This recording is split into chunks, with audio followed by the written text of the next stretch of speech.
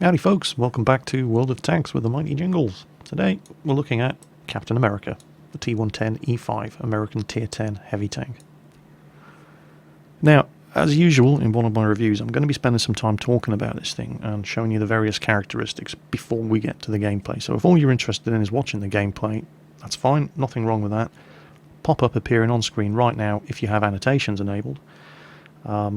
Taking you straight to the action. Just click on it. If you don't have annotations enabled, maybe you're watching this on a mobile device, then there's a timestamp in the video description underneath the video. You can also click on that, take you straight to the gameplay. Hope you enjoy it. See you there.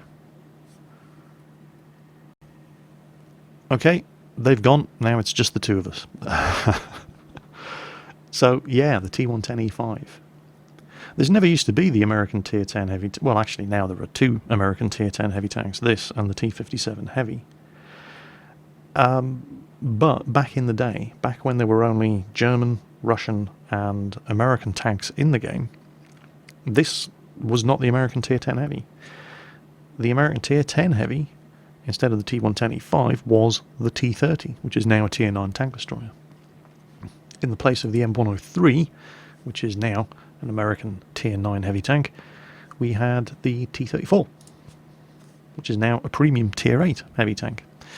When these two tanks, the M103 and the T110E5, were introduced, people who already had the T-30 received the T-30 as a Tier 9 tank destroyer and got a nice shiny new T110E5 in their garage as well. If you had the T-34 as the Tier 9 American heavy tank, you kept it as a Tier 8 premium heavy and you got a nice shiny new M103. And these two tanks were very, very unlike the other Tier 9 and 10 heavy tanks that were already in the game. They basically...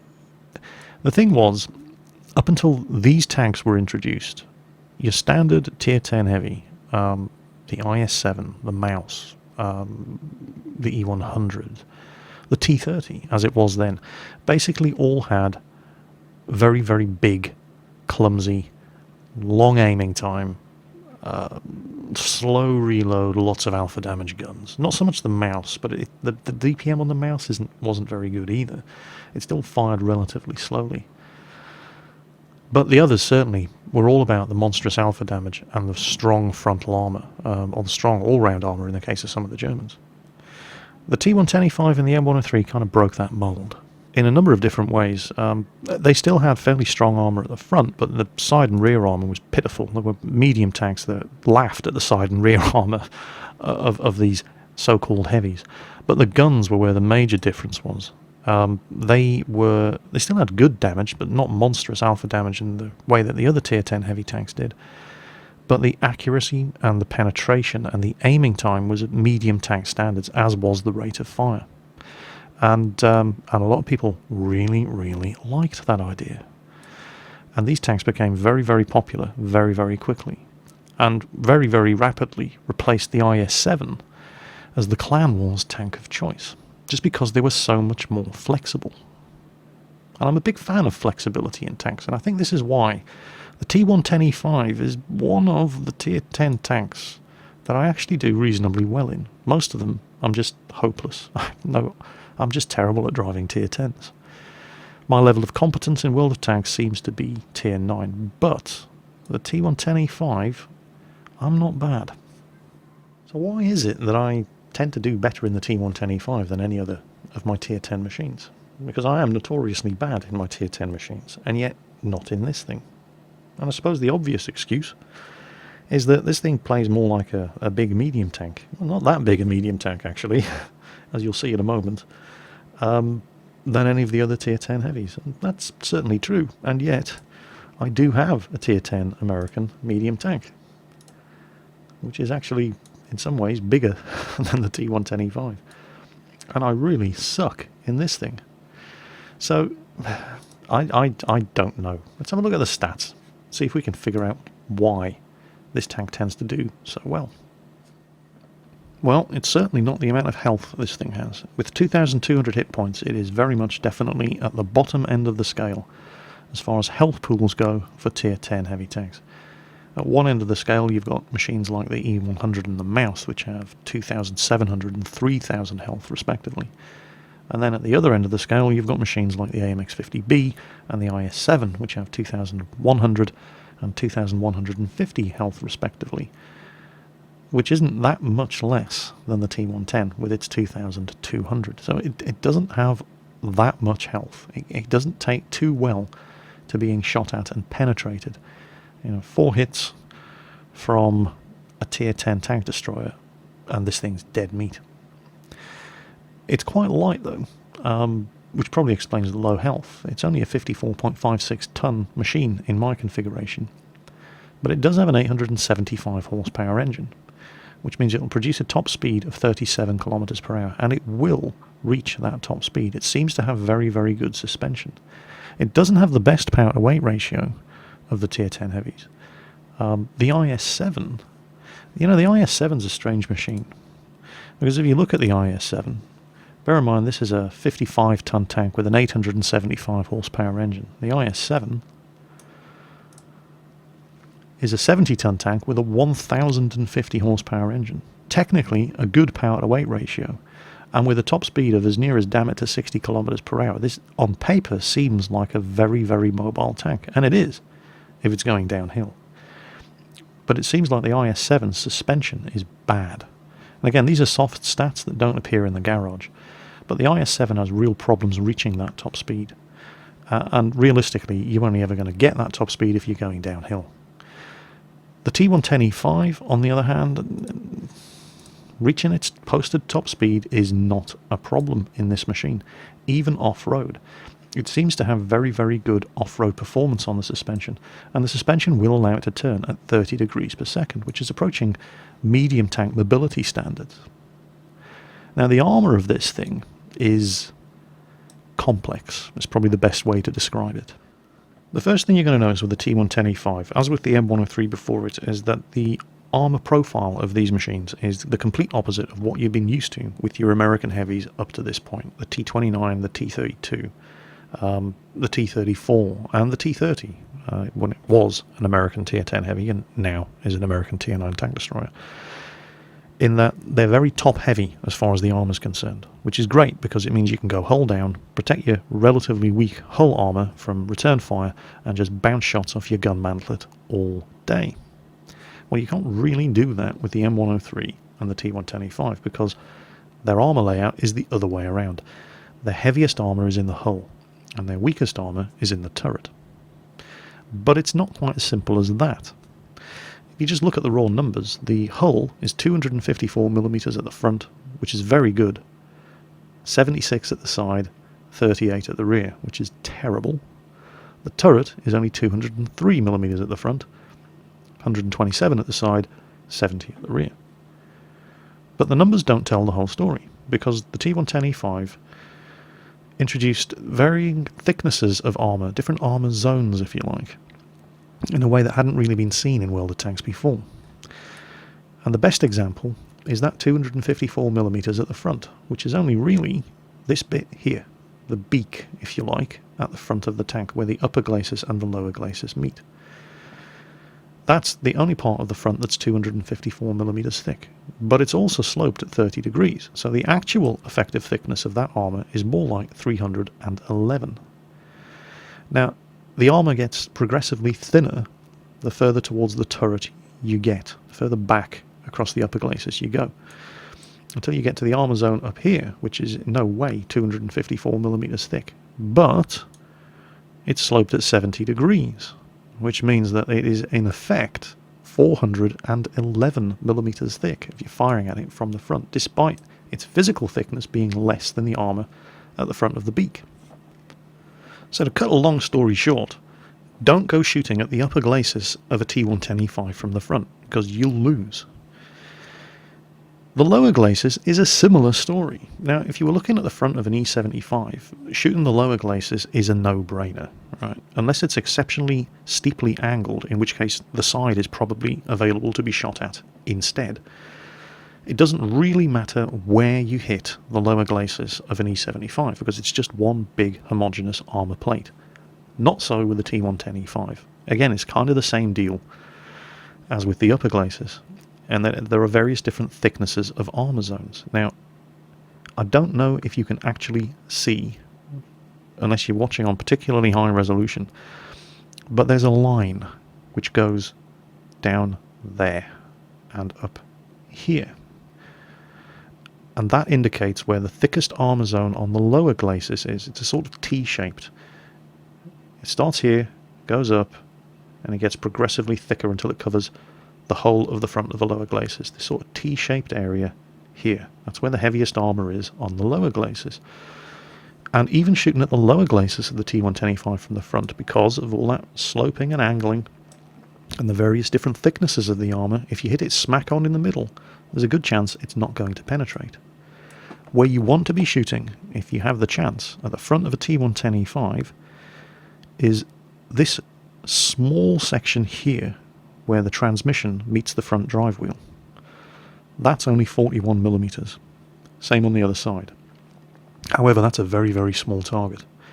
But you don't really need to hit that, because where this line is here, this section here, you can get through with 200mm of penetration. Same on that side.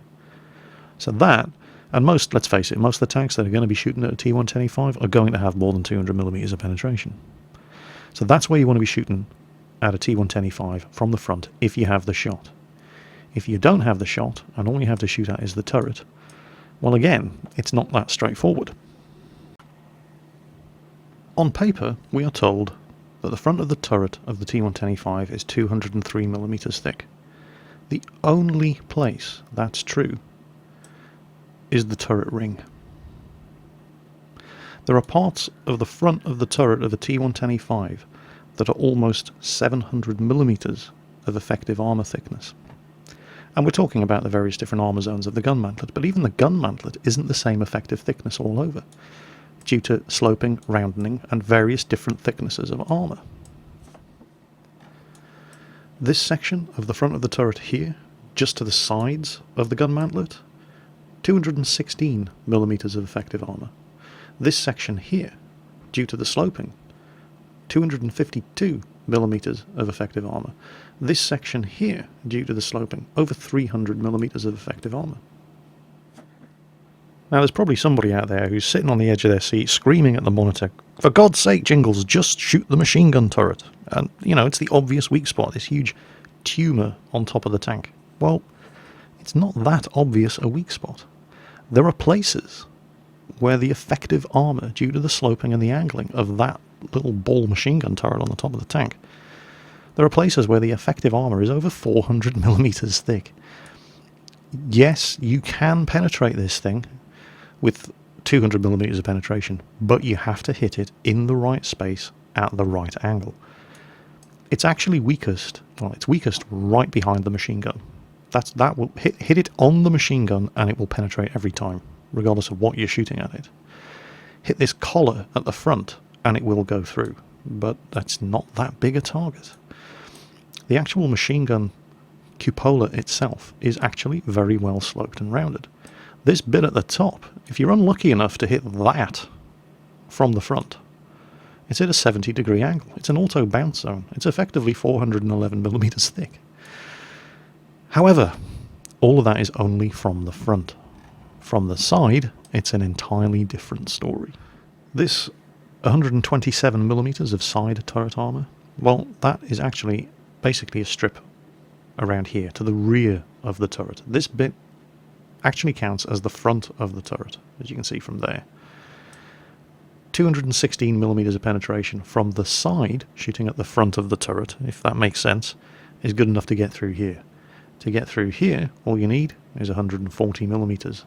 It's 127mm thick, sloped at 30 degrees. 140mm of penetration is good enough to get through this bit. This machine gun turret collar, 112mm, will go through from the side. The side of the hull, 76mm thick at the most. However, there are also tracks here to get in the way, but you pretty much only need, providing you don't hit the tracks, despite the angling and sloping of that sort of boat-shaped hull on the side, at the very best, 76mm of penetration will go through. At the very worst, you only need around 116 millimeters of penetration. Even if you hit the most angled spot of the side armor, that's pretty much all you need to go through. Just be careful you don't hit the tracks. As for the rear, well, yeah, 70 millimeters here, 38 millimeters there. So it definitely does have heavy tank armor, but only from the front. But it's the gun of the T110E5 that made it so radically different from the existing Tier 10 heavy tanks in the game. Prior to the introduction of the T110E5, most of the heavy tanks that were in the game had guns that were not terribly accurate, had pretty long aiming times, did a lot of damage up front, and had pretty good penetration and very slow rate of fire. It meant that they were great as far as alpha damage went, the amount of damage that they delivered up front in one shot, but sustained firepower, damage per minute, DPM, was on the low side. The T110E5 took that and stood it on its head. This M58 gun fires 6 rounds per minute. 258 millimeters of penetration. It had the highest penetration of any of the Tier 10 heavy tanks in the game when it was introduced. 400 average damage, which is not as much as the other Tier 10s, but is still pretty impressive, with 0.35 accuracy, which was sniper-like accuracy compared to the other Tier 10 heavy tank guns, and a 2-second aiming time, which is pretty damn impressive. It was nothing like the other Tier 10 heavy tank guns in the game. If you were to look, for example, at the IS-7, which is probably the most obvious example, the 130mm gun on the IS-7, 4.38 rounds per minute, it's nearly 2 rounds per minute less. 250 penetration, which is still good. Better average damage, 490, but 0.4 accuracy, that's bad. 3.4 second aiming time, that's terrible. The T110E5 just was much more flexible. It's great having all of that alpha damage, but to put it to use, you have to hit the target, and then you have to penetrate them. And if you're firing slowly, the consequences of missing or bouncing or failing to penetrate, with one of your shots is so much more severe than if you're firing a rapid-firing high DPM gun. The obvious example being, of course, the German E100, which only fires 3 rounds per minute with that 150mm gun. And yeah, it's doing 750 damage when it hits, but when it hits, it's got 0.4 accuracy. And it only has 235mm of penetration. So yeah, you might be doing 750 damage with each shot, but you have to hit, you have to penetrate, and you have to do damage with that shot. And if you're only firing 3 shots a minute, and one of those shots fails to penetrate or do any damage, the consequences are much more severe than if you're firing 6 shots every minute.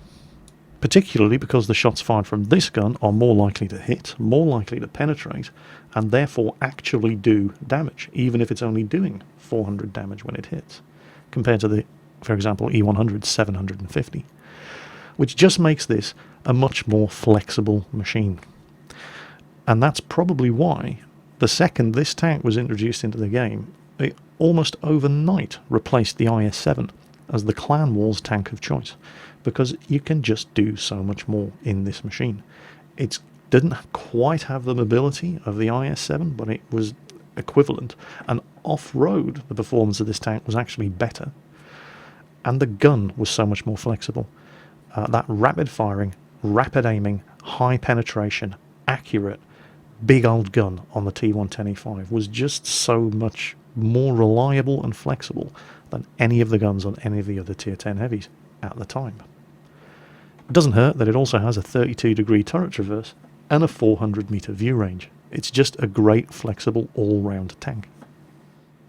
Now, let's see how it plays.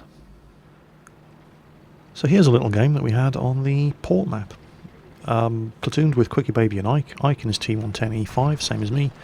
Quickie Baby in his British Tier 10 medium, the FV4202. We decide that we're going to head over to the western end of the map, which is the traditional heavy tank brawling spot on this map. Now, they have a pair of E100s and an Object 263.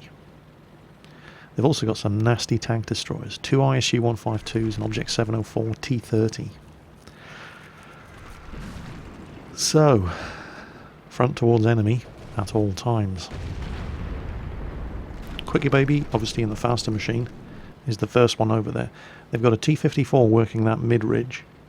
It's a good position for a T-54 to be in. And he's not alone over there. Our artillery has already suicided, stealing a march. They normally wait until the end of the game before they do that, but no, this guy just drove into a wall and fired high explosive at it, killing himself. And our AMX 1375 wins second place in the suicide lottery, closely followed by our AMX 5100. We're already 3 tanks down, and we still haven't seen anything to shoot at. The game is barely a minute and a half old.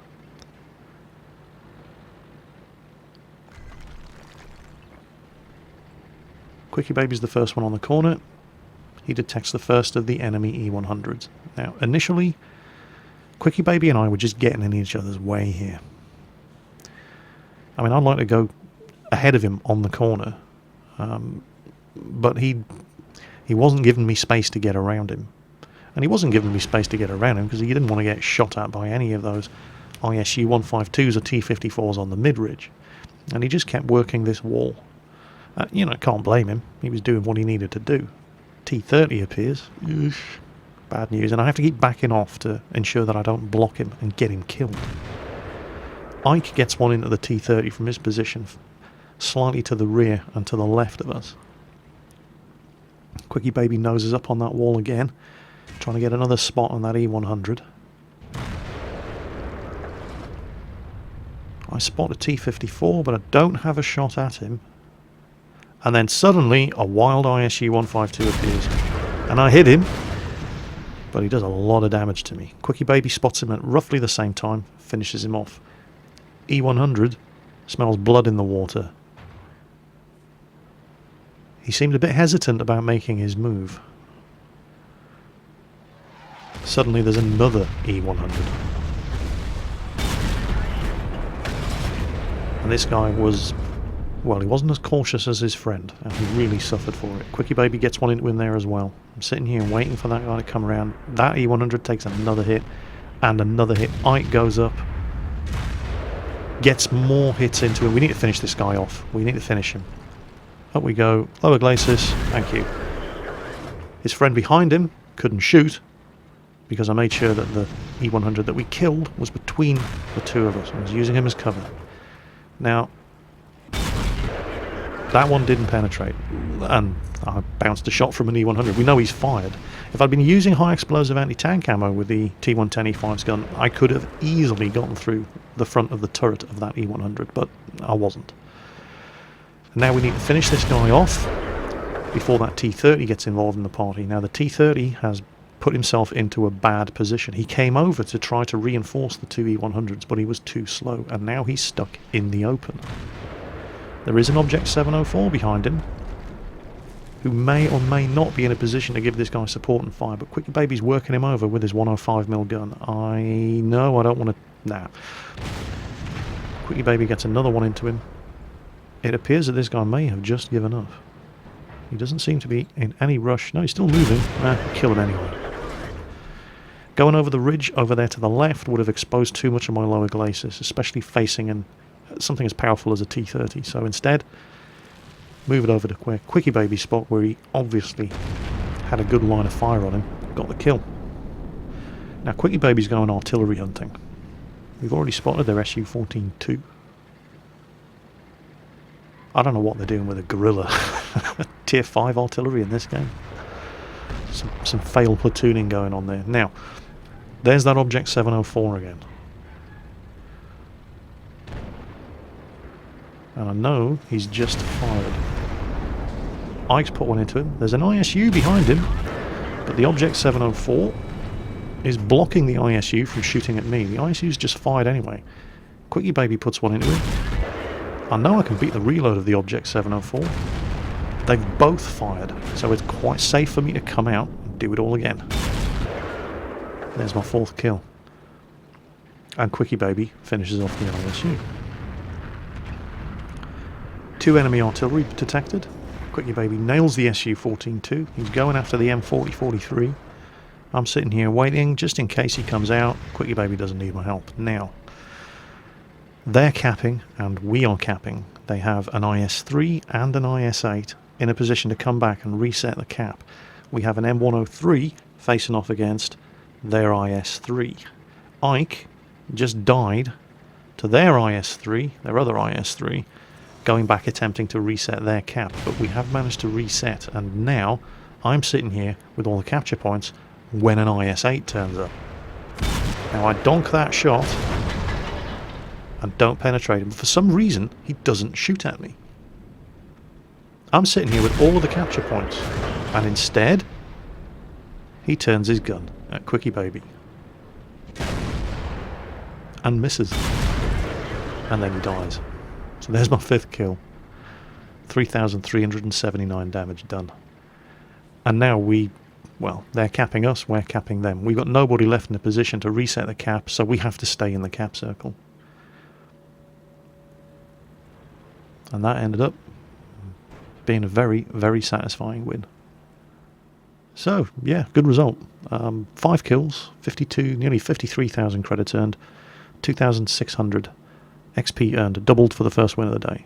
Didn't come even close to the performance that Quickie Baby did in his FV4202, of course. That guy's just a machine. Look at that. 6,400 damage done. 20 shots fired, 19 hits, 18 penetrations, and 1,000 spotting damage. But certainly not a bad result whatsoever in the T110E5. 10 penetrating hits for 3,379 damage. Took 3 hits, only one of which penetrated. That was the ISU 152. Got a massive hit on me right at the start. And I even managed to get some spotting damage. Don't know how. Probably the IS-8. Yeah, damage that Quickie Baby did to the IS-8, that'll be it. So, not a bad little result. Okay, so here we go again. This, well, I'm not going to give you any spoilers. We have a very, very upset... Oh, slightly too fast there. There we go. Very, very upset Super Pershing driver who curses the matchmaker all the way through this game until his very early demise because he's in a tier 10 match. Well, if you're in a tank with preferential matchmaking, don't platoon with T44s. They will drag you into tier 10 games. Speaking of which, it's obviously a tier 10 game. I'm platooned up with Foch and Sircon. Foch in his mouse, Sircon in his E100. Foch is heading up the Glacier road, the old ice road at the back of the base, to hold the rear. I'm heading down to the corner, down by H1. We've already spotted an M48 pattern, a Foch 155. The M48 is going to be our problem. There's a T34 over there as well. MT25 is just getting beat up. Looks like the M48 just hit him there. He's on 172 health and he reverses into the line of fire of... Oh, the Foch. Well, at least now we know where the Foch is. There's no artillery in this game, so it's going to give me some freedom of movement. And we've just lost our Super Pershing as well. No great loss. Okay, the M48, yeah, he doesn't want to come out in front of me, especially since he's already just realised that I'm definitely not alone. Question is, how many friends does he have around that corner? Now we know there's a Foch over there. I'm quite safe here from the Foch. But now the big armour has arrived, Sircon in his E100. So I'm going to go around.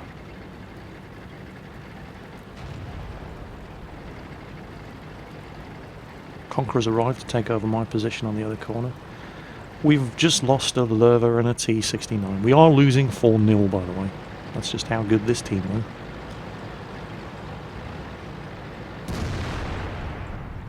And I just didn't have a shot at this Foch from here. But that's not terrible news, because that means the Foch doesn't have a shot at me either. No, M48 doesn't appear to have many friends around there. There was a T54E1 spotted around that corner, but he's disappeared now. Sircon lands a big one on that Foch, and then it looks like the Conqueror hits him as well. He's on low health now. However, still can't see him, and this M48 puts one Well-aimed shot. But he's run out of friends. Where did he hit me? Was it the... Yeah, there you go. That's always going to penetrate. If you can manage to hit it on the collar of the little ball turret. And I didn't have the gun depression to shoot this guy now until he reversed and allowed me to do the same to him. So, there's a Foch in front of me. He's a one-shot kill though, if I can penetrate. And it looks like that... Yeah, the T-54E1 has run off and left that M48 to his fate.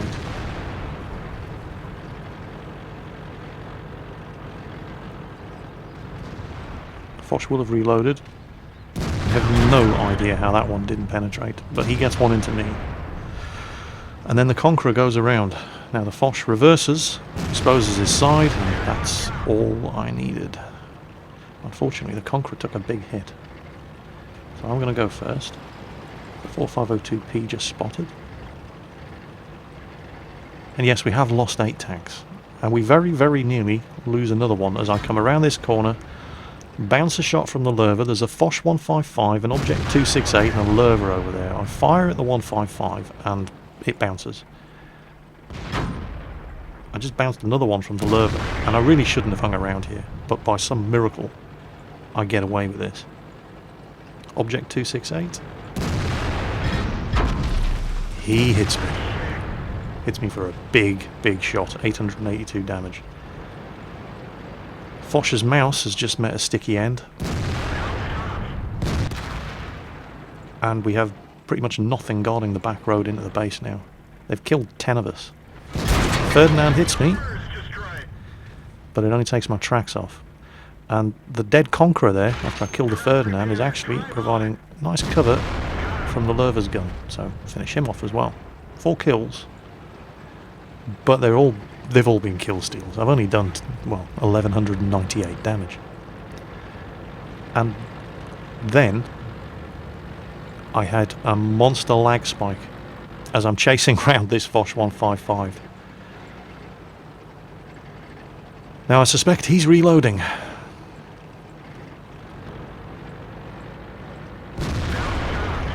So I blow his tracks off. And then I go around him. Oh, his tracks are back up. Tally-ho, chaps. Give chase. And this is where I rack up most of the damage done in this game. Blow his tracks off again.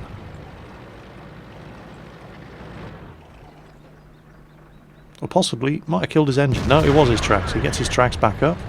He just keeps running. And then he starts to turn, so it looks like he's got his gun back up. No problem. Take his tracks off again.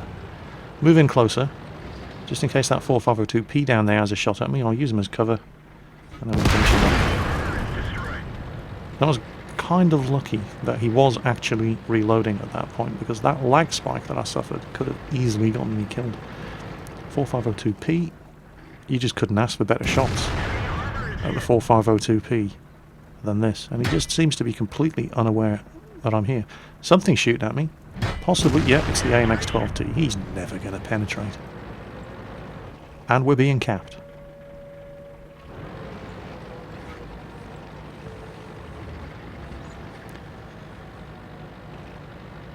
Probably the T-69.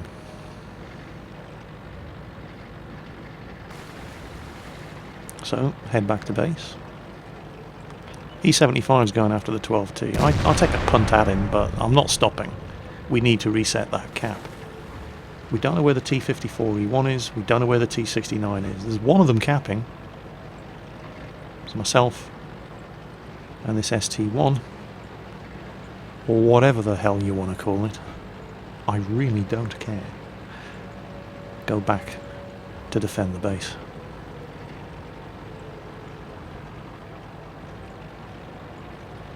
E75 is still chasing an AMX-12T, if you can believe that. Ah, there's the T-54E1. Okay. And the E75 is backing off from him, so that means it's the T-69 in the base.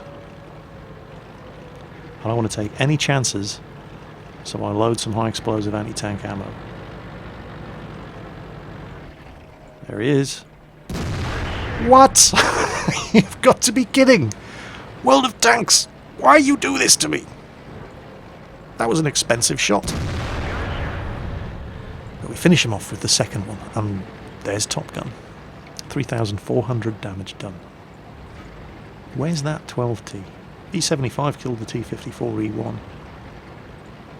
He was in the cap circle. He must have scuttled off, either back up this ice road or up there. There he is. Can I make it 7 kills? Nah, of course not. Almost. Brave little guy. He went down fighting. But then the ST finishes him off. And that's what that one looked like. Steel Wall. Top Gun. Defender. 52,000 credits earned. And 3,204 XP, doubled for the first win of the day. Not bad at all. Didn't do the most damage, no. That particular accolade goes to Circumflexes in his E100, who did 4,300 damage in that game. Foch, holding that back road against the Onslaught, 3,700. But in third place, all three of the platoon members basically, cleaning up, with 3,398 damage done. And the most XP earned. So that was well, that's the best result I think I've ever had in the T110E5. Not spectacular, but pretty damn good all the same. And it displays just the flexibility of the machine. One end of the map to the other, fighting off the horde in the centre, and then rapidly relocating, getting back to the base. Started off 300 metres further away from the base than the ST1, and managed to get to the cap circle before him, and put 2 shots into the T69 to reset the cap before that fella could get around and finish off the AMX 12T. It's just such a flexible machine. It really is the hallmark of this tank. Its ability to react to changing circumstances. Probably better than in any other Tier 10 heavy tank in the game. Anyway, enough of me noobing it up. Let's see how a pro does in a T110E5. This is Zoban. He actually works for Wargaming Paris, and he posted this result on my Facebook page. And I don't generally accept other people's replays for my reviews, but this was, well, you'll see what I mean. Get a load of this. So he's in his T110E5, and he's one of only 2 Tier 10 tanks on both teams. They have 2 tank destroyers, 2 very, very nasty tank destroyers, a Foch 155 and a Waffle Tractor E100. We've got an IS-7 and a T110E5. We've got the old school. It's worth pointing out, by the way, that Wargaming's employees, they don't get anything special.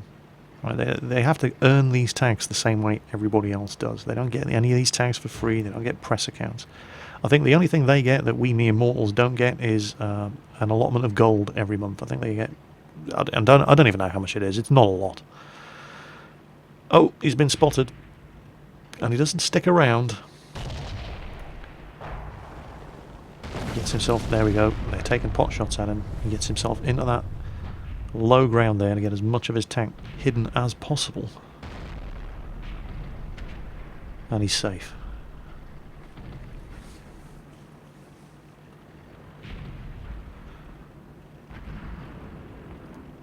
Enemy scouts have been killed.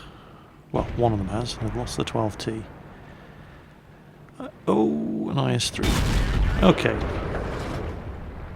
There's his first shot fired. 422 damage.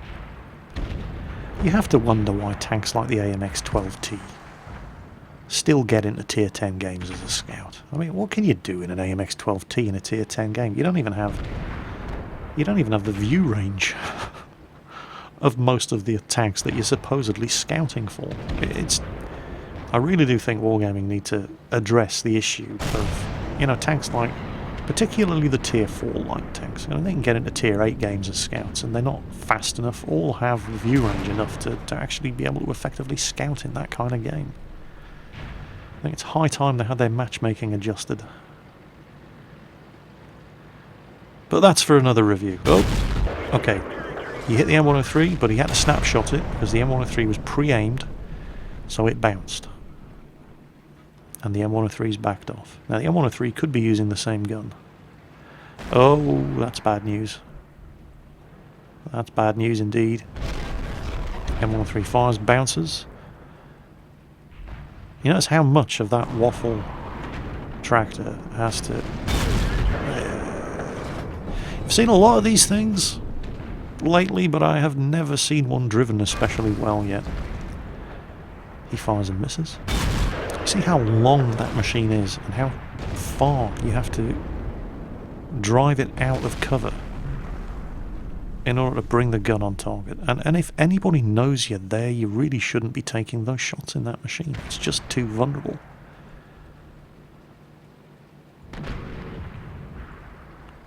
T-54 feeling very brave, gone right up in front of these guys. Good shot, valuable shot there on the Foch 155. Unfortunately the T-54's dead and he's now got an M103, a T-54E1, a Foch 155, a Waffle Tractor E100. Okay, he doesn't have an M103 anymore. There's his first kill. He's done 1,300, nearly 1,400 damage so far. Is there an IS-3 out there as well? I think there is. That's a lot of enemy tanks. But some backup has arrived. There's an E-75 and their IS-7. A little further behind him, but he's the point man now. These guys all know he's here, and they're all waiting for him to pop out. Playing chicken with the Foch 155. Aims for the flattest surface that was available, but that's 180mm of armour, and it's sloped back. At 60 degrees. He gets one into the lower Glaciers. That was a very lucky hit. The Foch has fired. He's trying to get out. He takes one from the T-54E1, doesn't hang around. T-54E1 autoloader. He doesn't need to expose himself to the T-54E1 because the Foch was tracked. Pulls back, reloads, finishes him off. He's done 2,500 damage. Still anybody's game. The scores are 8-7. IS-7's now moved up. We know where they're M103, T-54E1, IS-3. The IS-3's backed off. And it looks like the Waffenträger has also backed off up the road, or did. Possibly just leaving that T-54E1 there. It doesn't look like he can get away now with the IS-7 on his flank. Got to be careful though. He's signalling to the IS-7 to follow him. That Waffenträger is last spotted somewhere back up that road. There he is. Oh, keep moving, keep moving. The IS-7 gets a flank shot on him while he's aiming fruitlessly at us, which allows us to go around. Unfortunately, we did take one from the Waffenträger there, but we managed to put one into the engine block, and the IS-7 finishes him off. Now the Waffenträger has backed off. Is he reloading? There's only really one way to find out.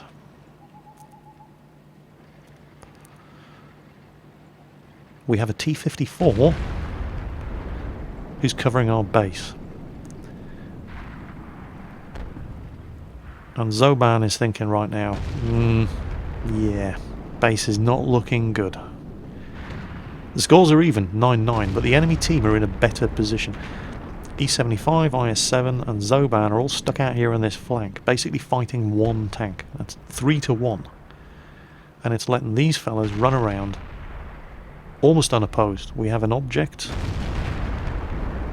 704, who badly needs some help. Unfortunately, weren't quite able to even the score against that IS-3. Object 704, damaged dead loader, damaged ammo rack perhaps. We left the IS-3 in low enough health for the 704 to finish him, and yet he couldn't. Took a hit, damaged the turret, but managed to kill the IS-3.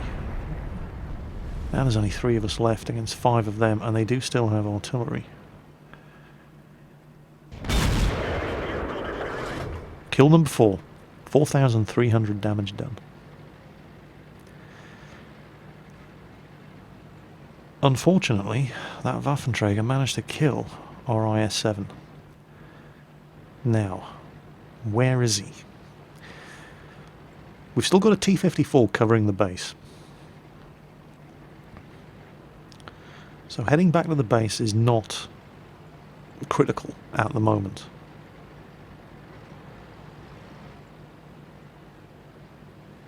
It's unfortunate. There he is.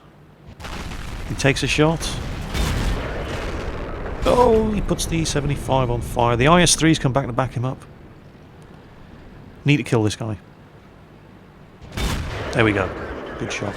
E-75 in pretty bad shape. Took a hit in the lower glaciers. Damaged his transmission. Set his engine on fire. Oh, there's an E-75 behind us. There's an E-75 behind us. He fired and missed our E-75. But our E-75 doesn't appear to have noticed him. Zoban has. E-75's the bigger threat. Nails him. There's his top gun. Bounces a shot from the IS-3. Manages to get his armour around. Finishes the IS-3 off. Our T-54, a bit late to the party, finally realises that the base isn't actually under threat, and he starts moving up. Zoban's now done 6,014 damage and scored 7 kills. All they have left is their artillery.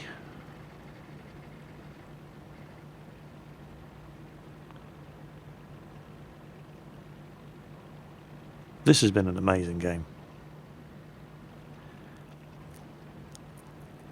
He doesn't want to... I mean, he has 886 health. The GW Tiger P could one-shot him. Well, the GW Tiger P could one-shot both of them, regardless of how much health they have. It's unlikely, but it could happen. T-54 only has 1,000 health left. There he is. Sneaky little bugger lying here in ambush. He missed. He missed. Unfortunately, no Radley Walters medal for Zoban. That was a good damage roll. If he'd hit with the first shot, that would have been a kill. The T-54 comes in, finishes him off. It was a good game. So, how about them apples? That was pretty spectacular. Look at that.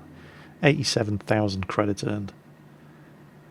5,769 XP. It was tripled. Obviously, there was a weekend special event going on. There's his Master Tanker badge, there's his Top Gun, there's a Sniper. He did 6,434 damage and killed 7 tanks. And base XP before modifiers, 1,282. That is spectacular. And if you're any good, that's what you can do in a T110E5. Look at that, 23 shots fired, 22 hits, 20 penetrations, 6,400 damage. Took 7 hits, only 4 of which penetrated. Potential damage in a tank with 2,200 health, 3,090. 9 enemy tanks hit and damaged. Just, yeah, T110E5. It's for winners. So, T110E5, American Tier 10 heavy tank. One of 2 with the T57 heavy being the new kit on the block, but this is the non-auto-loading American Tier 10 heavy, and I just think it's a great machine.